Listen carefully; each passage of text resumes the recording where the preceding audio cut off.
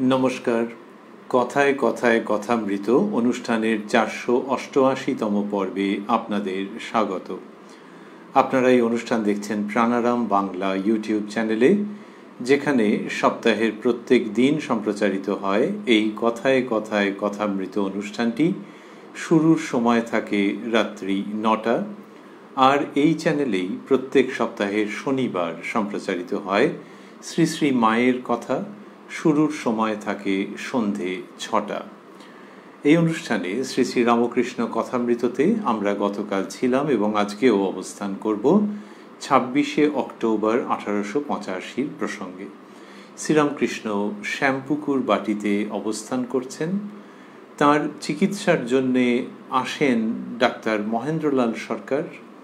আমরা গতকাল দেখেছিলাম যে ওই শ্রীরামকৃষ্ণের শ্যামপুকুর বাটিতে অবস্থান, ভক্তদের মনোভাব, এই সব নিয়ে কথামৃতকার শ্রীযুক্ত মহেন্দ্রনাথ গুপ্ত বা শ্রীম বা মাস্টার মহাশয় অসাধারণ বর্ণনা দিয়েছিলেন সংক্ষেপে। তারপরে আমরা দেখেছিলাম যে তিনি ডাক্তারবাবুর কাছে যাবেন ঠাকুর শ্রীরামকৃষ্ণের দৈহিক অবস্থার কথা জানাতে। সেই যে জায়গাটি অবধি আমরা শুনেছিলাম, তার পরের অংশে আজকে প্রবেশ করব শ্রী শ্রী রামকৃষ্ণ কথামৃততে, যার সূচনায় কথামৃতকার উদ্ধৃত করেছেন তব কথামৃতং তপ্ত জীবনং কবিভিরীৃতং কল্মষাপহং শ্রবণমঙ্গলং শ্রীমদাততং ভুবি গৃণন্তি য়ে ভূরিদা জনাঃ। মাস্টার ডাক্তারের বাড়ি উপস্থিত হইয়া দেখিলেন ডাক্তার দুই একজন বন্ধু সঙ্গে বসিয়া আছেন। ডাক্তার মাস্টারের প্রতি, এই 1 মিনিট হলো তোমার কথা করছিলাম, 10টায় আসবে বললে 1.5 ঘন্টা বসে ভাবলুম কেমন আছেন, কি হলো। বলে ডাক্তারবাবু আরও কিছু কথা বলবেন। এই যে বললেন যে এই 1 মিনিট হলো তোমার কথা করছিলাম, মাস্টারমশাইকে তিনি খুব ভালোবাসেন। ডাক্তারবাবুর বাড়ি চেম্বার বউবাজার অঞ্চলে। মাস্টারমশাইকে তিনি তুমি করে বলেন। এরা দুজনেই খুবই শিক্ষিত মানুষ। আর ওই যে মাস্টারমশাইয়ের কথা বলছিলেন, সেটি হতে পারে যে মাস্টারমশাইয়ের কথাই প্রত্যক্ষভাবে, আবার খুবই হতে পারে যে ঠাকুর শ্রীরামকৃষ্ণের প্রসঙ্গ সেইখানে মাস্টারমশাইয়ের কথা এসেছে। এর আগে আমরা পেয়েছি যে ডাক্তার সরকার বলেছেন যে ভোরের দিকে 3টে-4টের সময় থেকে শ্রীরামকৃষ্ণের সম্পর্কে তার চিন্তা হয়েছে যে ঠান্ডা লেগে গেল না তো, ইত্যাদি। ওই যে ঠাকুর শ্রীরামকৃষ্ণ বাচ্চাদের মতো অবস্থান করেন, তার একটা এমন ভাব যে নিজের শরীর নিয়ে চিন্তা নেই, দুশ্চিন্তা নেই। কখনো কখনো নাম সংকীর্তনে তিনি মত্ত হয়ে যান এবং তাতে তার শরীরের কষ্ট হয়, এটা ডাক্তারও জানেন, তিনি তো জানেনই, কিন্তু তা সত্ত্বেও তিনি এগুলি করেন। তো ডাক্তারবাবুর দুশ্চিন্তার কথা ডাক্তারবাবু নিজেই আগে ব্যক্ত করেছেন, আমরা সেগুলি পেয়েছি। এখানে বললেন যে 1 মিনিট হলো তোমার কথা করছিলাম, আর বললেন 10টায় আসবে বললে 1.5 ঘন্টা বসে। তাহলে কি ডাক্তারবাবুর খারাপ লেগেছে? তার আগে ভাবছি যে 10টায় যে আসবেন ভেবেছিলেন 1.5 ঘন্টা বসে, ওই ঠাকুরের কাছে তিনি ঠাকুরের সংবাদ নিয়ে উঠতে উঠতে দেরি হয়ে গেছে বলে মনে হয়। আগের দিন আমরা দেখেছি, গত পর্বের অনুষ্ঠানে শুনেছি, মাস্টারমশাই নিজেই লিখেছেন বেলা 10টার সময় ডাক্তারকে সংবাদ দিবার জন্য মাস্টার যাইবেন, তাই ঠাকুর শ্রীরামকৃষ্ণের সহিত কথাবার্তা হইতেছে। তো ওই কথাবার্তা হতে হতেই হয়তো সময় লেগেছে বা অন্য কিছু, কিন্তু মাস্টারমশাইয়ের মনে ছিল যে 10টার সময়ই যেতে হবে। তো ডাক্তারবাবু বললেন 1.5 ঘন্টা বসে। এবার খারাপ লেগেছে কিনা, তার উত্তর হচ্ছে খারাপ লাগেনি বলেই মনে হয়। তার বরং চিন্তা হয়েছে যে কি হলো ওদিকে। মাস্টারমশাই লিখছেন ডাক্তারবাবুর কথা, ভাবলুম কেমন আছেন, কি হলো। তারপরে ওই যে মাস্টারমশাই লিখেছেন যে 2-1 বন্ধু সঙ্গে বসে আছেন, এখানে লিখছেন বন্ধনীর মধ্যে বন্ধুকে। ওহে সেই গানটা গাও তো। তা ডাক্তারবাবুর বন্ধু গান গাইছেন। বন্ধু গাহিতেছেন, করো তাঁর নাম গান যতদিন দেহে রহে প্রাণ, যার মহিমা জ্বলন্ত জ্যোতি জগৎ করে হে আলো, স্রোত বহে প্রেম ও পীযূষ বাড়ি, সকল জীব সুখকারী হে, করুণা সরিয়ে স্মরিয়ে মানে স্মরণ করে, করুণা সরিয়ে তনু হয় পুলকিত, বাক্যে বলিতে কি পারি, যার প্রসাদে এক মুহূর্তে সকল শোক অপসারী হে, উচ্চে নিচে দেশ দেশান্তে জলগর্ভে কি আকাশে, অন্ত কোথা তাঁর এই সবে সদা জিজ্ঞাসে হে, চেতন নিকেতন পরশ রতন সেই নয়ন অনিমেষ, নিরঞ্জন সেই যাঁর দর্শনে নাহি রহে দুঃখ লেশ হে,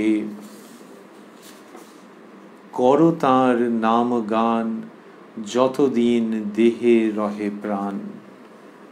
ডাক্তার মাস্টারকে, গানটি খুব ভালো নয়? ওইখানটি কেমন? অন্ত কোথা তাঁর এই সবে সদা জিজ্ঞাসে। এগুলি ব্রহ্মসঙ্গীত বা সেই ভাবে রচিত গান। মাস্টারমশাই যখন এটি বললেন ডাক্তারবাবু, তখন মাস্টারমশাই বলছেন, তিনি লিখছেন, মাস্টার, হ্যাঁ ওখানটি বড় চমৎকার, খুব অনন্তের ভাব। ডাক্তার সস্নেহে, অনেক বেলা হয়েছে, তুমি খেয়েছো তো? আমার 10টার মধ্যে খাওয়া হয়ে যায়, তারপর আমি ডাক্তারি করতে বেরুই। না খেয়ে বেরুলে অসুখ করে। ওহে, একদিন তোমাদের খাওয়াবো মনে করেছি। মাস্টার, তা বেশ তো মহাশয়। ডাক্তার, আচ্ছা এখানে না সেখানে, তোমরা যা বলো। মাস্টার, মহাশয় এইখানেই হোক আর সেইখানেই হোক, সকলে আহ্লাদ করে খাবো।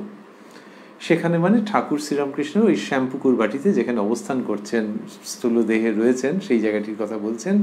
ডাক্তারবাবুর খুব খাওয়াতে ইচ্ছে করছে ভক্তদের, এইটি তার একটা মনোভাব প্রকাশ পাচ্ছে। এমনিতে ফিজ নিতেন না, প্রথমে নিয়েছেন সে স্বতন্ত্র, পরে জানতে পেরে ঠাকুর শ্রীরামকৃষ্ণের সম্পর্কে আর ফিজ নিতেন না, আর অতক্ষণ করে ঠাকুরের কাছে বসে থাকতেন। আর কেউ যদি বলতেন যে আপনার রুগী দেখা, বলতেন আর রুগী, আমার যে এক পরমহংস হয়েছে, এইসব বলেছেন। তা ওইরকম, কিন্তু তিনি অবহেলা করতেন না। হয়তো পরের দিন গেছেন, আবার নিজেই বলতেন যে তারা কল দিয়েছিল, হয়তো পরের দিন গেলুম, তা সেদিন তো আর ডাকেনি, তাই ফিজ নিতাম না বা ফিজ নিই না, এরকম বলেছেন তিনি। তা সেই তিনি বলছেন যে ভক্তদের তার খাওয়ানোর ইচ্ছে হয়েছে। যতটা হয়েছিল আমরা শুনেছি। তারপর মাস্টারমশাই লিখছেন, এইবার মা কালীর কথা হইতেছে। ডাক্তার, কালী তো একজন সাঁওতালি মাগী। মাস্টারের উচ্চ হাস্য। মাস্টার, ও কথা কোথায় আছে? ডাক্তার, শুনেছি এই রকম। মাস্টারের হাস্য। তারপর অন্য প্রসঙ্গ হচ্ছে। ডাক্তারবাবু যেটি বললেন, মাস্টারমশাই বললেন, এই কোথায় পেয়েছেন? ডাক্তারবাবু বলছেন, শুনেছি এই রকম। তা মাস্টারমশাই তো কোনো উত্তর কিছু দিলেন না। ঠাকুর শ্রীরামকৃষ্ণ কোন দৃষ্টিতে মা কালীকে দর্শন করেন এখানে দিলেন না, একটু পরেই দেবেন, সেটি সম্ভবত আজকেই আমরা শুনব। মাস্টারমশাই লিখছেন, পূর্বদিন শ্রীযুক্ত বিজয়কৃষ্ণ ও অন্যান্য ভক্তের ভাব সমাধি হইয়াছিল। ডাক্তারও উপস্থিত ছিলেন, সেই কথা হইতেছে। এটি 25শে অক্টোবর 1885 প্রসঙ্গ আমরা পেয়েছি আগের অনুষ্ঠানে একটি। ডাক্তার, ভাব তো দেখলুম, বেশি ভাব কি ভালো? এইটা একটা ডাক্তারবাবুর মনোগত দিক, যে এইসব ভাব সম্বরণ করতে হবে, নাহলে শরীর ভালো থাকবে না। মাস্টার, পরমহংসদেব বলেন যে ঈশ্বর চিন্তা করে যে ভাব হয় তা বেশি হলে কোনো ক্ষতি হয় না। তিনি বলেন যে মনির জ্যোতিতে আলো হয় আর শরীর স্নিগ্ধ হয়, কিন্তু গা পুড়ে যায় না।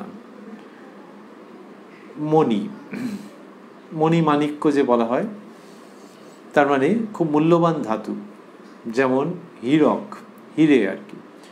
তো ঠাকুরের কথা উল্লেখ করছেন, উদ্ধৃত করছেন মাস্টারমশাই, যে ঠাকুর বলেন মনির জ্যোতিতে আলো হয় আর শরীর স্নিগ্ধ হয়, কিন্তু গা পুড়ে যায় না। এইবার এটি খুব চমৎকার তো, যে আলোতে গা পুড়ে যেতে পারে, কিন্তু মনির জ্যোতি অন্যরকম। সেই রকমভাবে বলছেন যে ওই যে বেশি ভাব কি ভালো, এটা ডাক্তারবাবু জিজ্ঞেস করেছেন। সেখানে মাস্টারমশাই বলছেন যে পরমহংসদেব বলেন যে ঈশ্বর চিন্তা করে যে ভাব হয় তা বেশি হলে কোনো ক্ষতি হয় না বলে মনির উদাহরণ দিলেন। এইটাকে ডাক্তারবাবু একটু অতিরিক্ত টানাটানি করলেন। এর আগেও আমরা দেখেছি একটা উদাহরণকে তিনি ঠিক জায়গাটিতে ধরতে সক্ষম যেন হচ্ছেন না। এখানে বললেন, মাস্টারমশাই লিখছেন, ডাক্তার মনির জ্যোতি ও যে রিফ্লেক্টেড লাইট, এই ডাক্তারবাবু বিজ্ঞানের দিক থেকে বলছেন যে মনির তো তার নিজস্ব আলো থাকে না, আলো এসে পড়লে সেই আলো যখন সেখান থেকে ঠিকরে বেরুচ্ছে তখন যেটা হয় তো রিফ্লেক্টেড লাইট, ওটা কেউ নিজস্ব আলো নাকি? এইখানটাতে বড় রকমের একটা স্বাধীনতা নিয়ে প্রসঙ্গচ্যুতি হয়ে গেল। কারণ মনির থেকে যে আলো বেরোচ্ছে সেটি তো প্রতিফলিত আলো বটেই।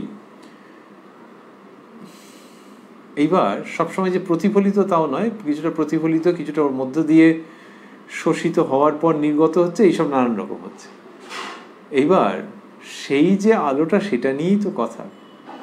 কেউ যখন বলছেন যে একটা নীল রং, তখন বলা হয় যে সাদা রং যখন তার উপর পড়ছে, সূর্যের আলো যখন পড়ছে তখন সে অন্য সব কিছু শোষণ করে নিচ্ছে, নিয়ে নীলটাকে শুধু ছেড়ে দিচ্ছে, তো সেই নীল রংটা তখন দেখতে পাওয়া যাচ্ছে। এ তো বিজ্ঞানের ব্যাখ্যা হলো। কিন্তু নীল রং দেখে যদি কারো অগাধ সমুদ্র মনে পড়ে যায় তাহলে কোনো ক্ষতি আছে? ক্ষতি তো নেই। যে ওটা কিভাবে নীল রংটা উৎপন্ন হয়েছে সে যেভাবেই হোক, ওইখান থেকে ওই নীল রং দেখে এরকম মনে হচ্ছে। কোনো একটা ক্যালেন্ডারে একটা ছবি, তাতে একটা সবুজ রং দেখে সবুজ ক্ষেত মনে পড়ে যাচ্ছে। এই যদি মনে পড়ে যায় তাহলে সবুজ রংটা কিসের জন্য হয়েছে সেটা কি আর দরকার আছে ভাববার? বা যদি কেউ বলে যে ক্যালেন্ডারের সবুজ রংটা দেখে না আমার মনে পড়ে গেল একবার বর্ধমানের দিক থেকে আসছিলাম, একটা বিশাল মাঠ, আর তাকে যদি কেউ থামিয়ে দিয়ে বলে ক্যালেন্ডারের সবুজ রং, দাঁড়াও দাঁড়াও, ওর ওপরে সাদা বর্ণের আলো আপতিত হয়েছিল, বলে তো মহা মুশকিলে পড়া গেল। এই তো ডাক্তারবাবু এখানে বলছেন যখন যে মনির জ্যোতি ও যে রিফ্লেক্টেড লাইট, তখন আসলে প্রসঙ্গ থেকে তিনি ডিফ্লেক্টেড হয়ে গেছেন। মাস্টারমশাই বলছেন, লিখছেন মাস্টার, তিনি আরও বলেন অমৃত সরোবরে ডুবলে মানুষ মরে যায় না, ঈশ্বর অমৃতের সরোবর।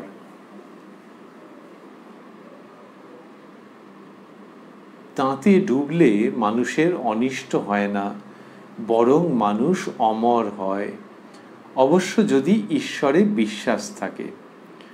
তা ওই শ্রীরামকৃষ্ণের আরেকটি উদাহরণ নিয়ে এলেন যে অমৃত সরোবরে ডুবলে মানুষ মরে যায় না। এখানে আর ডাক্তারবাবু কিছু বলতে পারছেন না, দেখা যাচ্ছে ডাক্তারবাবু বিশেষ গুণী মানুষ, কিন্তু মাঝে মাঝে এইরকম সব করেন। শ্রীরামকৃষ্ণের যে উদাহরণ সেগুলোকে কাউন্টার করতে গিয়ে কীরকম যেন হয়ে যায় ব্যাপারটি। এইখানে মাস্টারমশাই আবার বললেন যে অমৃত সাগরে ডুবলে মানুষ মরে না, ঠাকুর যেটি বলেছেন সেটি উদ্ধৃত করছেন মাস্টারমশাই। ঈশ্বর বলছেন ঈশ্বর অমৃতের সরোবর, তাতে ডুবলে মানুষের অনিষ্ট হয় না, বরং মানুষ অমর হয়। তাহলে এই অমৃতের সাগরে ডুবে যাওয়া, নিমজ্জিত হয়ে যাওয়া, তাতে মানুষ মরবে না। তার মানেই হচ্ছে এখানে কি বলতে চাইছেন মাস্টারমশাই, যে ওই ঈশ্বরীয় ভাবে যদি কেউ অবগাহন স্নান করেন, যদি কেউ নিমজ্জিত হন, তাহলে তার কোনো আশঙ্কা নেই। বললেন অবশ্য যদি ঈশ্বরে বিশ্বাস থাকে, তাহলে সেইটা যখন আছে তখন ওই প্রসঙ্গ। এটা অবশ্য যদি ঈশ্বরে বিশ্বাস থাকে মানে তার মানে হচ্ছে যে ধরা যাক যে ঈশ্বরীয় প্রসঙ্গ কেউ করছেন, আরেকজন শুনেই যাচ্ছেন খুব নিষ্ঠার সঙ্গে, ভক্তির সঙ্গে, আনন্দের সঙ্গে, তাহলে তার কোনো ক্ষতি হবে না। কিন্তু কাউকে যদি জোর করে চেপে ধরে বসিয়ে রাখা হয় তাহলে তো অন্যরকম প্রসঙ্গ, তাহলে তো তার ওই বিষয়টার প্রতি যেটুকুনি আকর্ষণ ছিল তাও চলে যেতে পারে। তাই বলছেন যে অবশ্য যদি ঈশ্বরে বিশ্বাস থাকে, তাহলে তখন কি হবে, যে ওই ঈশ্বরীয় প্রসঙ্গরূপ যে অমৃত সরোবর, ঈশ্বর স্বয়ং যে অমৃতের সরোবর, তাতে ডুবলে মানুষের অনিষ্ট হবে না, বরং মানুষ অমর হয়। অমর হয় মানে মৃত্যুঞ্জয়ী হয়। তাহলে মৃত্যু বলতে কোনটা? মানুষের মনে যে আস্তিক্য বুদ্ধি আছে সেইটার মৃত্যু না, আর হবে না। এই তাহলে অমর হচ্ছে মানুষের মনের মধ্যে যে সম্ভাবনা থাকে সেটা মৃত্যু হয়। কিসের জন্য? নাস্তিক্য বুদ্ধি যদি এসে যায়, নানান রকমের সংশয়, অবিশ্বাস, জাগতিক মায়ামোহের আসক্তিজনিত আকর্ষণ, এইগুলো এলে ভেতরের সম্ভাবনার মৃত্যু হয়, কিন্তু আর হবে না। ওই অমৃত সাগরে নিমজ্জিত হলে তখন মানুষ অমর হবে। যখন এটি বলেছেন মাস্টারমশাই, তখন ডাক্তারবাবু বলছেন, হ্যাঁ তা বটে। তারপরে মাস্টারমশাই লিখছেন, ডাক্তার গাড়িতে উঠিলেন, 2-4টি রোগী দেখিয়া পরমহংসদেবকে দেখিতে যাইবেন। পথে আবার মাস্টারের সঙ্গে কথা হইতে লাগিল। চক্রবর্তীর অহংকার ডাক্তার এই কথা তুলিলেন। এই যে গাড়িতে উঠেছেন, 2-4টি রোগী দেখিয়া পরমহংসদেবকে দেখিতে যাইবেন, ওই যে আমরা বলছিলাম যে বউবাজার অঞ্চল থেকে শ্যামপুকুর বাটিতে ডাক্তারবাবু আসবেন, আর তখন তিনি প্রথিতযশা মানুষ, তো আরও কয়েকজন রুগীকে দেখে, 2-3 জন রুগীকে দেখে, 2-4 জন রুগীকে দেখে ঠাকুরকে দেখতে যাবেন। এই সময় মাস্টারমশাইয়ের সঙ্গে কথা হচ্ছে, এবং চক্রবর্তীর অহংকার সেটি কি? সেটি হচ্ছে মহিমাচরণ চক্রবর্তী মহাশয়। তিনি একটা কথা বলেছিলেন, সেটা ডাক্তারবাবুর মনোঃপুত হয়নি। আমরা এর আগে একাধিক পর্বে সেই প্রসঙ্গটি পেয়েছি, কিন্তু মহিমাবাবু মানুষ খারাপ নন। তো সেই চক্রবর্তীর অহংকার ডাক্তার এই কথা তুলিলেন, মাস্টারমশাই এটি লিখছেন। তারপরে নিজের কথাই লিখছেন মাস্টার, পরমহংসদেবের কাছে তাঁর যাওয়া আসা আছে। অহংকার যদি থাকে কিছু দিনের মধ্যে আর থাকবে না। তাঁর কাছে বসলে জীবের অহংকার পলায়ন করে, অহংকার চূর্ণ হয়। ওখানে অহংকার নাই কিনা তাই, ওখানে মানে ঠাকুরের মধ্যে। নিরহংকারের নিকট আসলে অহংকার পালিয়ে যায়। দেখুন বিদ্যাসাগর মহাশয় অত বড় লোক, কত বিনয় আর নম্রতা দেখিয়েছেন। পরমহংসদেব তাকে দেখতে গিয়েছিলেন বাদুরবাগানের বাড়িতে। যখন বিদায় লন রাত তখন 9টা। বিদ্যাসাগর লাইব্রেরি ঘর থেকে বরাবর সঙ্গে সঙ্গে নিজে একবার বাতি ধরে এসে গাড়িতে তুলে দিলেন, আর বিদায়ের সময় হাত জোর করে রহিলেন। তো বলছেন যে বিদ্যাসাগর মশাইয়ের মধ্যে এই পরিবর্তন চোখের সামনে দেখা গেছে সেই সময়। এবং মহিমাচরণ চক্রবর্তীর প্রসঙ্গে এটা হচ্ছে তো, যে যদি অহংকার থেকেও থাকে তাহলে ঠাকুরের কাছে যাতায়াত করলে, অবস্থান করলে এসব চলে যাবে। সেটা ডাক্তারবাবুকে যেন তিনি প্যাসিফাই করছেন, ডাক্তারবাবুকে, যে বেশি দীর্ঘ সময় মন খারাপ করবার কারণ নেই। বললেন যে অহংকার যদি থাকে কিছুদিনের মধ্যে আর থাকবে না। তাঁর কাছে বসলে জীবের অহংকার পলায়ন করে, অহংকার চূর্ণ হয়। আর বিদ্যাসাগর মশাইয়ের কথা এটি বললেন। আমরা দেখেছি যে 5ই অগস্ট 1882-তে ঠাকুর শ্রীরামকৃষ্ণ ঈশ্বরচন্দ্র বিদ্যাসাগর মহাশয়ের বাড়িতে শুভ পদার্পণ করেছিলেন। প্রায় 5 ঘন্টা স্থায়ী হয়েছে তাদের এই সাক্ষাৎ, এবং যখন বিদায় নিচ্ছেন তখন রাত্রি 9টা। বিদ্যাসাগর মশাই যেরকম বিনীতভাবে এসে ঠাকুরকে বিদায় প্রদান করলেন, সেই সব কথা আমরা পড়েছি কথামৃতর মধ্যে। সেটি এখানে মাস্টারমশাই বললেন। তারপর ডাক্তারবাবু কথা বলছেন, মাস্টারমশাই লিখছেন, আচ্ছা এর বিষয়ে বিদ্যাসাগর মহাশয়ের কি মত? মাস্টার, সেদিন খুব ভক্তি করেছিলেন, তবে কথা কয়ে দেখেছি বৈষ্ণবেরা যাকে ভাবটা বলে সে বড় ভালোবাসেন না, আপনার মতের মতো। মাস্টারমশাই বিদ্যাসাগর মহাশয়ের স্কুলে শিক্ষকতা করতেন। বিদ্যাসাগর মহাশয়ের সঙ্গে যোগাযোগ পরিচয় স্বাভাবিকভাবেই ছিল, কথোপকথন হয়েছে, সেটা উনি লক্ষ্য করেছেন। ডাক্তার, হাত জোর করা, পায়ে মাথা দেওয়া, আমি ওসব ভালোবাসি না। মাথাও যা পাও তা, তবে যার পা অন্য জ্ঞান আছে সে করুক। তো ডাক্তারবাবু বলছেন যে আবার মাথা পা এই সমস্ত আলাদা করে কি আছে, আর ওর এই ভাব, জ্ঞানীর ভাব যেন কতকটা, জ্ঞান বিচারের পথে এইরকম প্রসঙ্গ আসে তো সেরকম কতকটা ভাব। মাস্টারমশাই বলছেন, লিখছেন, মাস্টার আপনি ভাবটা ভালোবাসেন না। পরমহংসদেব আপনাকে গম্ভীর আত্মা মাঝে মাঝে বলেন, বোধহয় মানে আছে। বললেন যে পরমহংসদেব আপনাকে গম্ভীর আত্মা মাঝে মাঝে বলেন, বোধহয় মনে আছে। ডাক্তারবাবুকে বলছেন যে আপনার মনে হয় মনে আছে। তিনি কাল আপনাকে বলছিলেন যে ডোবাতে হাতি নামলে জল তোলপাড় হয়, কিন্তু সায়ের দিঘি বড়, তাতে হাতি নামলে জল নড়েও না। গম্ভীর আত্মার ভিতর ভাব হস্তি নামলে তার কিছু করতে পারে না। তিনি বলেন, আপনি গম্ভীর আত্মা। এরকম বলছেন যে শ্রীরামকৃষ্ণ এইভাবে বলেছেন।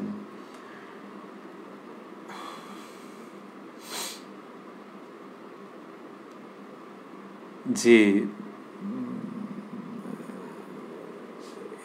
ঠাকুর কি বলেন, যে গম্ভীর আত্মা বলেন এবং বলেন যে ডোবাতে হাতি নামলে জল তোলপাড় হয়, অর্থাৎ যার আধার কম তার ভেতর তার বাইরে অনেক প্রকাশ দেখা যাবে যখন এরকম ভক্তিভাবের বিশেষ সঞ্চার হবে তার মধ্যে।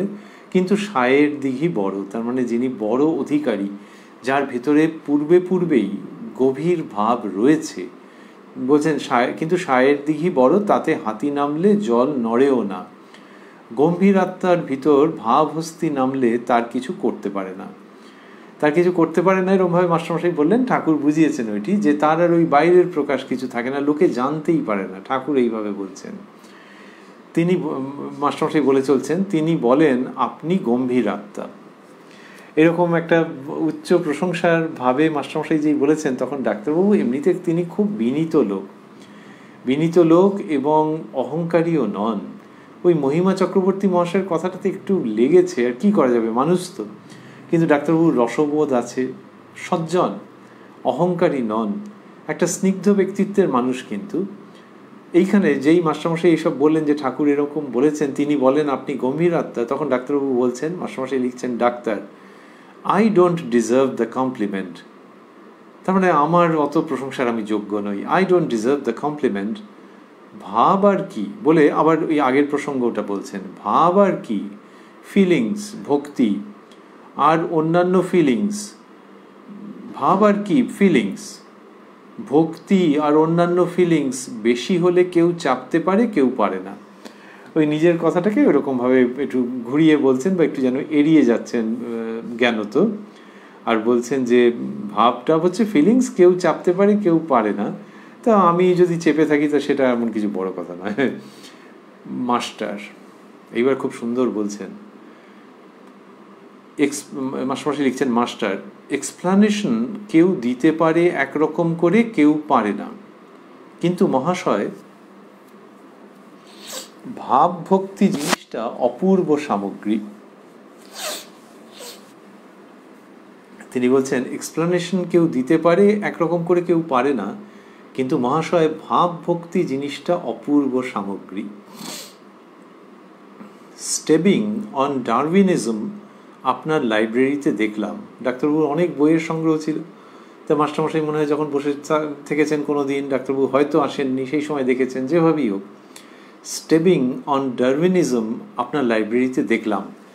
স্টেবিং বলেন, হিউম্যান মাইন্ড যার দ্বারাই হোক, ইভলিউশন দ্বারাই হোক বা ঈশ্বর আলাদা বলে সৃষ্টি করুন, ইকুয়ালি ওয়ান্ডারফুল।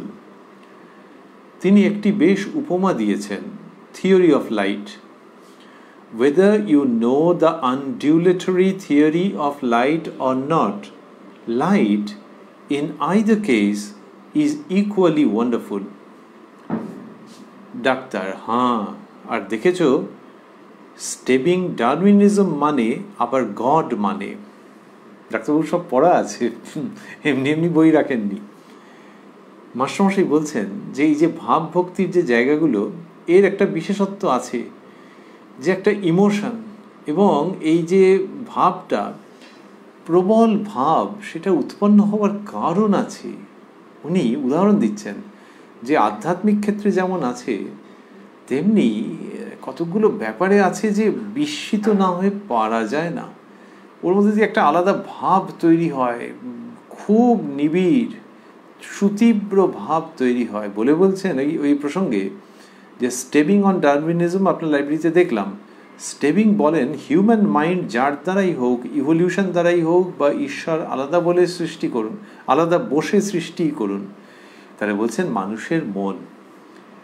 স্টেবিং বলছেন যে মানুষের মন, সেটি কিভাবে উৎপন্ন হয়েছে। যদি নাস্তিক্যবাদী দৃষ্টিতে বলা হয়, যে ঈশ্বরের প্রসঙ্গ ছেড়ে দেওয়া হয়, তাহলে হচ্ছে যে বিবর্তনের পথে হয়েছে, ইভলিউশন, বিবর্তনের পথে হয়েছে। সেই অ্যামিবা থেকে নানান রকম হতে হতে হতে হতে এই মানুষের মস্তিষ্ক এইভাবে বিবর্তিত হতে হতে হয়েছে। এর মধ্যে ঈশ্বর টিশ্বর টানছো কেন? এই হচ্ছে ভঙ্গিটা, যে সেটা হচ্ছে ইভলিউশন দ্বারাই হোক, তাহলে ওটা হলো। আর যিনি ঈশ্বরে বিশ্বাস করেন তিনি কি বলবেন? সেটাই বলছেন, বা ঈশ্বর আলাদা বসে সৃষ্টি করুন, ঈশ্বর আলাদা বসে সৃষ্টি করুন। তার মানে জগৎ কারণ, জগৎ স্রষ্টা তাঁরই হস্ত প্রসূত এটি, যেভাবেই ভাবা হোক না কেন। স্টেবিং বলছেন যে mind, human mind equally wonderful. যিনি ঈশ্বরে বিশ্বাস করেন তিনি মানুষের মন দেখে অভিভূত হয়ে যান মনের কার্যকলাপ দেখে। আর যিনি বিবর্তনের পথে সৃষ্ট বলে মনে করেন তিনিও বলেন ওয়ান্ডারফুল। এই ওয়ান্ডারফুল আবার বিজ্ঞানের দৃষ্টিতে করতে গেল, কিন্তু স্টেবিং সেটাই বলছেন। ডারউইনিজমের প্রসঙ্গে বলতে গিয়ে এটি তার মন্তব্য, যে ওয়ান্ডারফুল বলছেন, ওয়ান্ডারফুল বলছেন মানে তো ভাবের প্রসঙ্গ এসে যাচ্ছে। তা নাহলে বায়োলজির ভাষাতে বললেই হতো, বায়োলজির বইতে ওয়ান্ডারফুল কথাটা পাওয়া যাবে। প্রজাপতির পাখা, তার নানান রকমের ব্যাখ্যা থাকবে, কিন্তু ওয়ান্ডারফুল কেউ বলবে। কিন্তু এখানে তো বলছেন যে ওই স্টেবিংয়ের উদ্ধৃতি দিচ্ছেন মাস্টারমশাই, ডাক্তারবাবুর ওখানে যে বই পড়েছেন সেখান থেকে, ডাক্তারবাবুর লাইব্রেরিতে, যে হিউম্যান মাইন্ডকে তিনি বলছেন ওয়ান্ডারফুল। তো তাহলে এই তো ভাবের প্রকাশ হতে আরম্ভ করলো। আর বলছেন যে মাস্টারমশাই বলছেন তিনি একটি বেশ উপমা দিয়েছেন থিওরি অফ লাইট। এখন আলোর যে তত্ত্ব, আলোর তত্ত্ব নানান রকম আছে, সেই সময় ছিল আনডিউলেটরি থিওরি অফ লাইট। তা সেইটা যদি কেউ জানেন বা না জানেন, আজকের দিনে 2021-এও আলোর যে তত্ত্ব আছে পদার্থবিজ্ঞানের দিক থেকে, কেউ যদি জানেন বা না জানেন, আলো ব্যাপারটা ওয়ান্ডারফুল নয়। সেই প্রসঙ্গ এসেছে যে তিনি একটি বেশ উপমা দিয়েছেন theory of light, whether you know the undulatory theory of light or not, light in either case is equally wonderful. আবারও হচ্ছে যে ওই ওয়ান্ডারফুল কথাটা তিনি বলছেন, যে আলো এ আর অপূর্ব ব্যাপার। লোকে তো তাই বলে, তো যে ওই যে দেখো কোথায় কীরকম আলো পড়ছে, আর আলোর মধ্যে দিয়ে কত রকমের হচ্ছে, একটা স্ফটিকের মধ্যে দিয়ে যখন আসছে তখন আলো কীরকম দেখাচ্ছে, রামধনু ওটাও জানো আলোর খেলা। পুরো বিজ্ঞানটা জানি না, কিন্তু আলোর কি অপূর্ব। তাহলে যিনি আলোর তত্ত্ব জানেন তিনিও রামধনু দেখে মোশনলেস হয়ে যান, দাঁড়িয়ে দাঁড়িয়ে দেখতে থাকেন, অথচ পুরো বিজ্ঞানটাই হয়তো তার জানা। ধরলাম পুরো বিজ্ঞানটাই জানা, তাহলে আবার দাঁড়িয়ে দাঁড়িয়ে দেখবার কি আছে, বলে আহা দারুণ। আর যিনি বিজ্ঞান জানেন না তিনিও বলেন দারুণ, ইকুয়ালি ওয়ান্ডারফুল। তাহলে এই ভাবের জায়গাটা কি বাদ দেওয়া যায়? ডাক্তারবাবু আবার বললেন যে হ্যাঁ, আর দেখেছো স্টেবিং ডারউইনিজম মানে আবার গড মানে, যার সম্পর্কে কথা হচ্ছে তার সম্পর্কে ডাক্তারবাবু এই অবাক হয়ে গিয়ে এটি বলছেন যে ডারউইনিজম যদি কেউ মানেন তার তো আর ভগবানকে মানবার কথা নয়, যে প্রাকৃতিক বিবর্তনের মধ্যে দিয়ে হয়েছে। ওই যে আমরা বলি যে প্রাকৃতিক নির্বাচন, যোগ্যতমের বেঁচে থাকা, যোগ্যতমের উদ্বর্তন ইত্যাদি, সেইগুলো মানে। আবার গড মানে, এটা ডাক্তারবাবু বললেন। মাস্টারমশাই লিখছেন, আবার পরমহংসদেবের কথা পড়িল। ডাক্তার, ইনি দেখছি কালীর উপাসক। শ্রীরামকৃষ্ণ সম্পর্কে বলছেন। মাস্টারমশাই ইনির পর লিখেছেন বন্ধনীর মধ্যে পরমহংসদেব। তার মানে ঠিক পছন্দ নয়। এইবার মাস্টারমশাই বলছেন যেটি আমরা আগে উল্লেখ করছিলাম। মাস্টারমশাই লিখছেন, মাস্টার, তাঁর কালী মানে আলাদা।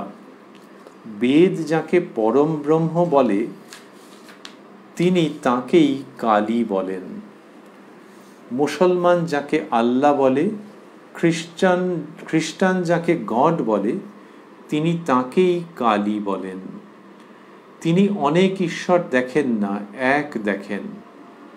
পুরাতন ব্রহ্মজ্ঞানীরা যাকে ব্রহ্ম বলে গেছেন, যোগীরা যাকে আত্মা বলেন, ভক্তেরা যাকে ভগবান বলেন, পরমহংসদেব তাঁকেই কালী বলেন। এইটাতে ডাক্তারবাবু কোনো আপত্তি করেছেন বলে মনে হয় না। শ্রীরামকৃষ্ণের কালী চিন্তার সম্পর্কে মাস্টারমশাই এটি বললেন, যদিও এই বলার মধ্যে দিয়ে তিনি বলতে চাইছেন যে এই যে ব্রহ্মজ্ঞানী, তাঁরা যাকে ব্রহ্ম বলে গেছেন, যোগীরা যাকে আত্মা বলেন, তাকেই ঠাকুর কালী বলছেন। এটা তো ঠাকুরের উক্তি বটেই, কিন্তু ঠাকুর শ্রীরামকৃষ্ণ ওই যে ব্রহ্মের সঙ্গে কালী অভেদ এই যেটা বলেন, সেটা ডাক্তার সরকারের কাছে উল্লেখ বা উদ্ধৃত করবার সময় যেন একটা মিলিয়ে দেওয়ার জন্যে, যেন একটা সমাধান আমার হাতে আছে ঠাকুরের কথা শুনে সেইটি বলার জন্য এইভাবে আসা ছাড়াও প্রসঙ্গ থেকে যায়। যে কালী ভাবনা শ্রীরামকৃষ্ণ যেভাবে ভাবছেন তার মধ্যে ব্রহ্মের সঙ্গে একত্ব যেমন আছে, তেমনি আবার ওই মা কালীকে তিনি তো দর্শন করেছেন, তিনি দ্বৈত ভাবকেও বিশেষভাবে নিচ্ছেন, তার জীবনে সেটি রয়েছে, এবং তিনি বলছেন কলিতে নারদীয় ভক্তি। তাহলে ওই রূপকে দর্শন করা যায়, এবং সেই রূপকে দর্শন করলে অন্তরের সমস্ত কালিমা চলে যায়। কালী মা চলে যায় মা কালীকে দর্শন করলে। এইটি তো শ্রীরামকৃষ্ণের জীবনের মধ্য থেকে অন্যতম মাধুর্যপূর্ণ সার সত্যরূপে উত্থিত হয়। তাহলে তার দ্বৈত ভাবের প্রসঙ্গটিকেও পরিবেশন করা যাক, সেটির উল্লেখ করা যাক, সেটিকে হৃদয় দিয়ে গ্রহণ করে সমর্থন করা যাক, এবং বলা যাক যে এই দ্বৈত ভাবের সঙ্গে অদ্বৈত ভাবের তিনি কোনো প্রভেদ দেখেননি, এবং তিনি বলেছেন যে তিনি মানে সেই পরম সত্য সাকারও বটে, নিরাকারও বটে, আবার এসবের পারও বটে। অতএব কালীকে যেভাবে হোক ব্রহ্মের সঙ্গে মিলিয়ে দিয়ে ডাক্তারবাবুর কাছে একটা ডিফেন্স উপস্থাপন করাতেই শ্রীরামকৃষ্ণের সামূহিক জীবন দর্শনকে বিবৃত করা হচ্ছে না, আরও দ্বৈতভাবের মাধুর্যের প্রসঙ্গ থেকে যাচ্ছে। কেউ যদি গ্রহণ করতে না পারেন কি করা যাবে? হয়তো পরে পারবেন। শ্রীরামকৃষ্ণের সম্পর্কে মাস্টারমশাই আরও বলে চলছেন, তার কাছে শুনেছি একজনের একটি গামলা ছিল, তাতে রং ছিল। কারু কাপড় ছোপাবার দরকার হলে তার কাছে যেত। সে জিজ্ঞাসা করত, তুমি কি রঙে ছোপাতে চাও? লোকটি যদি বলতো সবুজ রং, তাহলে কাপড়খানি গামলার রঙে ডুবিয়ে ফিরিয়ে দিত ও বলতো, এই লও তোমার সবুজ রঙে ছোপানো কাপড়। যদি কেহ বলতো লাল রং, সেই গামলায় কাপড়খানি ছুপিয়ে সে বলতো, এই লও তোমার লালে ছোপানো কাপড়। এই এক গামলার রঙে সবুজ, নীল, হলদে সব রঙের কাপড় ছোপানো হতো। এই অদ্ভুত ব্যাপার দেখে একজন লোক বললে, বাবু আমি কি রং চাই বলবো? একজন লোক বললে, বাবু আমি কি রং চাই বলবো? তুমি নিজে যে রঙে ছুপেছ আমায় সেই রং দাও। সেইরূপ পরমহংসদেবের ভিতরে সব ভাব আছে, সব ধর্মের সব সম্প্রদায়ের লোক তার কাছে শান্তি পায় ও আনন্দ পায়। তার যে কি ভাব, কি গভীর অবস্থা, তা কে বুঝবে? এইটি মাস্টারমশাই একটা চমৎকার জায়গায় নিয়ে এলেন।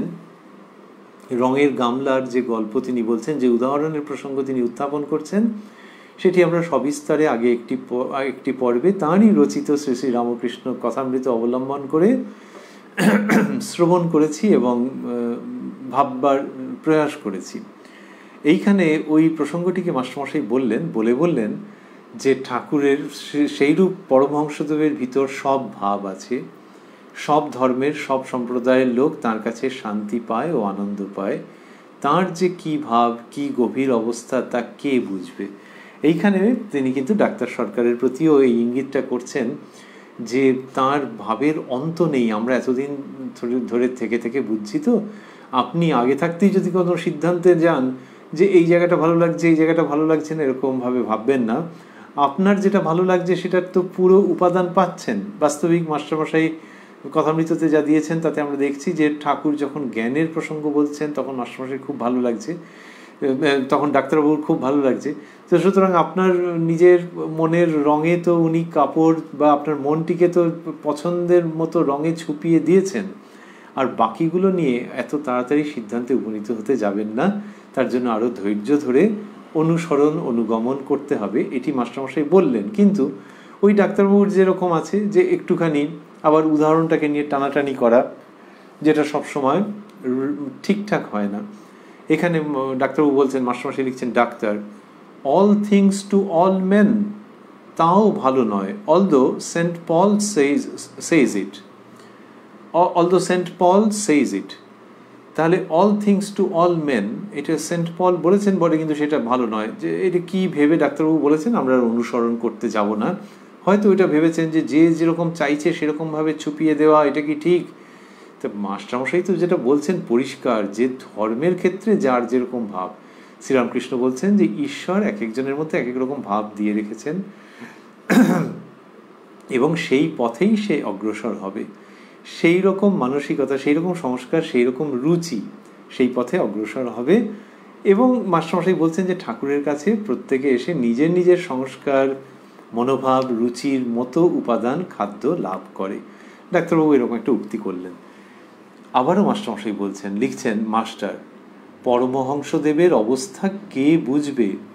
তার মুখে শুনেছি সুতার ব্যবসা না করলে 40 নম্বর সুতা আর 41 নম্বর সুতার প্রভেদ বোঝা যায় না। পেন্টার না হলে পেন্টারের আর্ট বোঝা যায় না। মহাপুরুষের গভীর ভাব, ক্রাইস্টের ন্যায় না হলে ক্রাইস্টের সব ভাব বোঝা যায় না। পরমহংসদেবের এই গভীর ভাব হয়তো ক্রাইস্ট যা বলেছিলেন তাই, be perfect as your father, be perfect as your father in heaven is perfect. তা বলছেন, এটি বাইবেলের উক্তি, যীশুখ্রিস্টের। এটির ব্যাখ্যা নিয়ে নানান রকমের মত আছে, আমরা তার বিশদে যাব না। কিন্তু মাস্টারমশাই বলছেন ডাক্তারবাবুকে আবারও এটি, যে সুতোর ব্যবসা না করলে, ঠাকুর বলেন যে সুতোর ব্যবসা না করলে 40 নম্বর সুতো আর 41 নম্বর সুতোর প্রভেদ বোঝা যায় না। সেরকম ডাক্তারবাবুকে আরও ডুব দিতে হবে, এইটি বলতে চাইছেন। এবং সেই প্রসঙ্গে বললেন, পেন্টার না হলে পেন্টারের আর্ট বোঝা যায় না। মহাপুরুষদের গভীর ভাব, be perfect as your father in heaven is perfect. তো এই যে যীশুখ্রিস্ট যেরকমভাবে বলছেন পারফেক্ট হতে, সেই রকমভাবেই মানুষকে ডুব দিতে হবে, এইরকম মাস্টারমশাই ইঙ্গিত করছেন। এবার ডাক্তারবাবু অন্য একটা প্রসঙ্গ জিজ্ঞাসা করছেন মাস্টারমশাইকে। বলছেন, মাস্টারমশাই লিখছেন, ডাক্তার, আচ্ছা, তার অসুখের তদারক তোমরা কিরূপ করো? মাস্টার, আপাতত প্রত্যহ একজন সুপারিনটেন্ডেন্ট করেন, যাহাদের বয়স বেশি। কোনোদিন গিরিশবাবু, কোনোদিন রামবাবু, কোনোদিন বলরামবাবু, কোনোদিন সুরেশবাবু, কোনোদিন নবগোপাল, কোনোদিন কালীবাবু, এই রকম। এই কথা মাস্টারমশাই বললেন। এখানে যে কালীবাবুর কথা পেলাম, আগে একবার কালীবাবু পেয়েছি। এই যে বললেন যাদের বয়স বেশি, তো কালীবাবু মানে উত্তরকালে যিনি শ্রীমৎ স্বামী অভেদানন্দজি, এরকম আমরা আগে প্রসঙ্গ উত্থাপন করেছিলাম যে মাস্টারমশাই কালীবাবুও বলেছেন, আবার কালী এইভাবেও সম্বোধন করেছেন।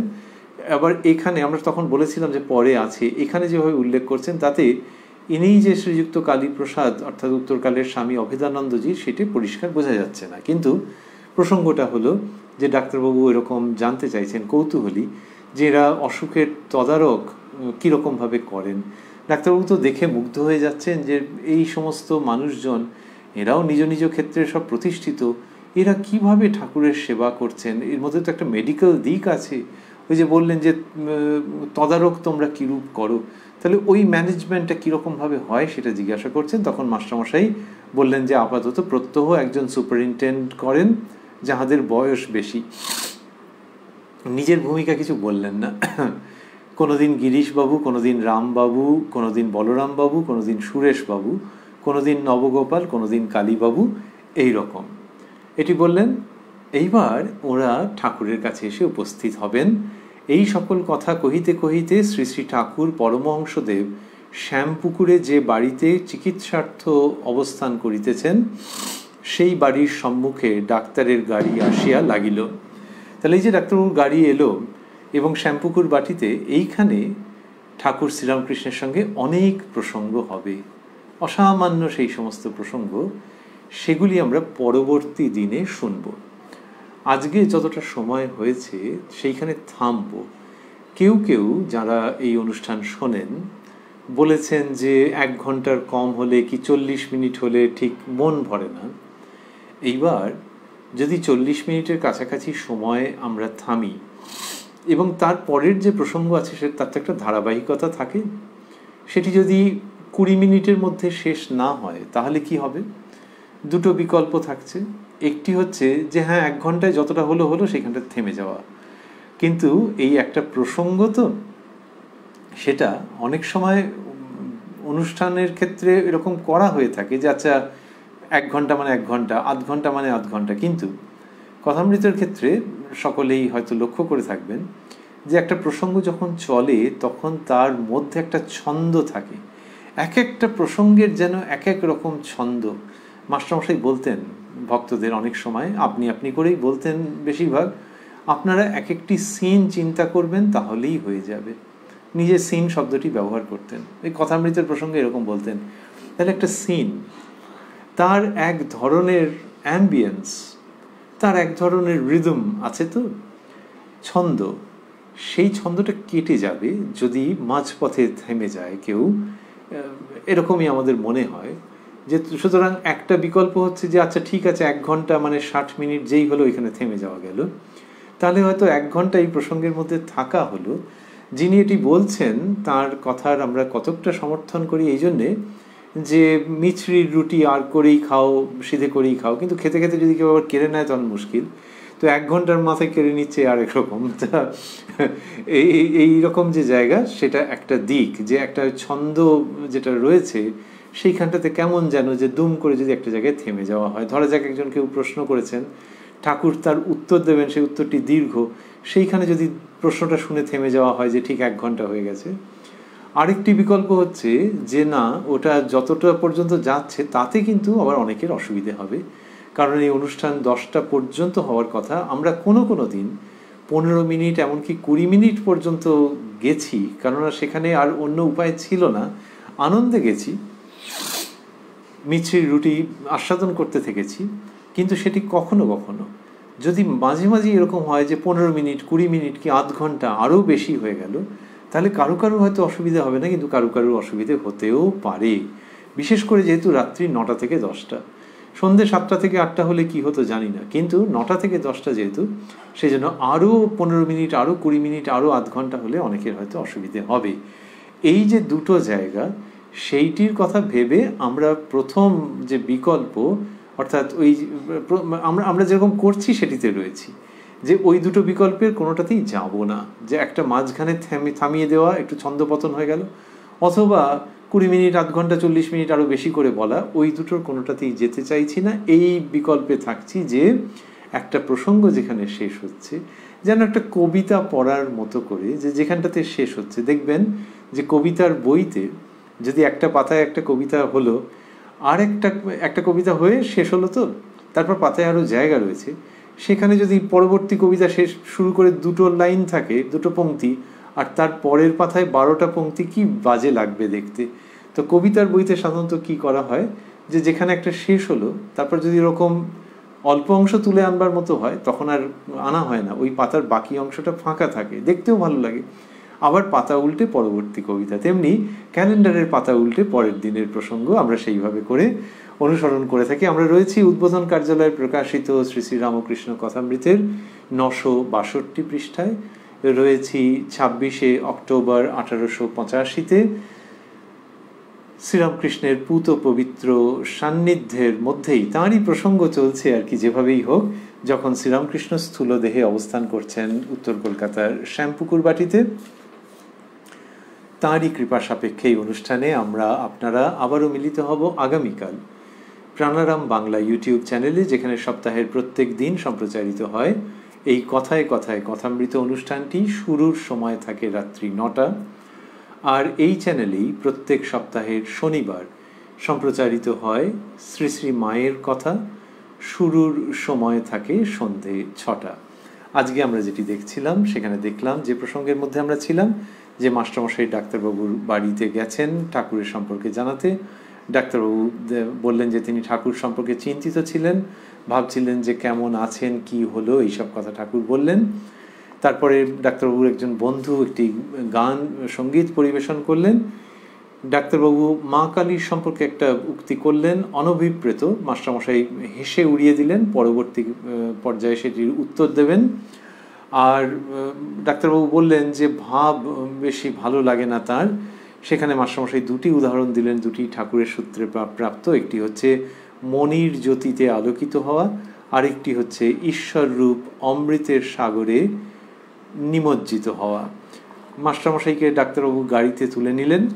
নিয়ে যেতে যেতে মহিমা চক্রবর্তীর প্রসঙ্গ এলো। মাস্টারমশাই সুন্দর করে বুঝিয়ে বললেন। ঈশ্বরচন্দ্র বিদ্যাসাগর এর সম্পর্কে কথা হলো। আর ডাক্তারবাবুর কথায় মাস্টারমশাই বললেন যে ঠাকুরের কাছে যেরকম শুনেছেন সেটি, যে ঠাকুর তাকে গম্ভীর আত্মা বলেন মাঝে মাঝে। এটিতে ডাক্তারবাবু একটু লজ্জিত হলেন, সংকুচিত হলেন। তারপরে দেখা গেল যে মাস্টারমশাই বললেন যে, ডাক্তারবাবু বলছিলেন যে ভাবের ব্যাপারটি তার পছন্দ নয়। মাস্টারমশাই বললেন যে বিজ্ঞানের দিক থেকেও তো এই ভাবের কথা হয়েছে, এবং স্টেবিং অন ডারউইনিজম সেইখান থেকে উদ্ধৃত করলেন, যেটি ডাক্তারবাবুর লাইব্রেরি থেকেই তিনি পড়েছেন, এবং সেখানে এই ভাবের প্রসঙ্গ আছে, যদিও বিজ্ঞানের বই। এটিকে অকাট্যভাবে তিনি উপস্থাপন করলেন। তারপরে মা কালীর প্রসঙ্গ আসতে মাস্টারমশাই বললেন শ্রীরামকৃষ্ণ কালী বলতে কি বোঝেন, এবং পরম ব্রহ্মের সঙ্গে মা কালী যে অভেদ সেটি বললেন। তারপরে রঙের গামলার প্রসঙ্গ এলো, যে রঙের গামলার মধ্যে অনেক রকমের রং, আর যার রঙের গামলা তিনি কোন রঙে রঞ্জিত হয়েছেন এটির কথা বললেন।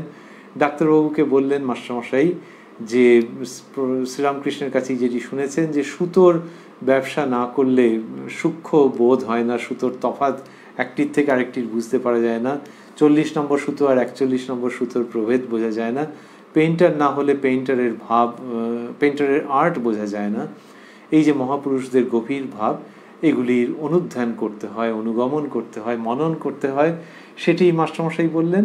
আর ডাক্তারবাবু যখন জিজ্ঞাসা করলেন যে শ্রীরামকৃষ্ণের সেবা তদারক কীরকমভাবে হয়, তখন মাস্টারমশাই জানালেন যে প্রত্যহ একজন কেউ দায়িত্ব নেন, এবং বড়রা সাধারণত কারা দায়িত্ব নেন নিজের নাম উল্লেখ না করে মাস্টারমশাই সেই প্রসঙ্গগুলি বললেন। এই করতে করতে শ্রীরামকৃষ্ণের চিকিৎসার জন্যে এরা গিয়ে ওই শ্যামপুকুর বাটিতে উপনীত হবেন, সেইটি শোনবার জন্যে, সেই প্রসঙ্গ মর্মে ধারণ করবার জন্য উদ্গ্রীব উৎকর্ণ হয়ে ঠাকুর শ্রীরামকৃষ্ণের পাদপদ্মে প্রণতি নিবেদন করে আজকের অনুষ্ঠানের আমরা সমাপন করব।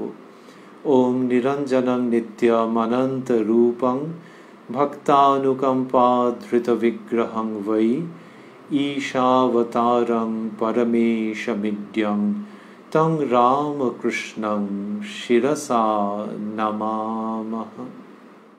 রাম প্রাণারাম প্রাণারাম প্রাণারাম প্রাণারাম প্রাণারাম। কি যেন লুকানো নামে তাই মিষ্ট এত তব নাম। প্রাণারাম প্রাণারাম প্রাণারাম প্রাণারাম প্রাণারাম প্রাণ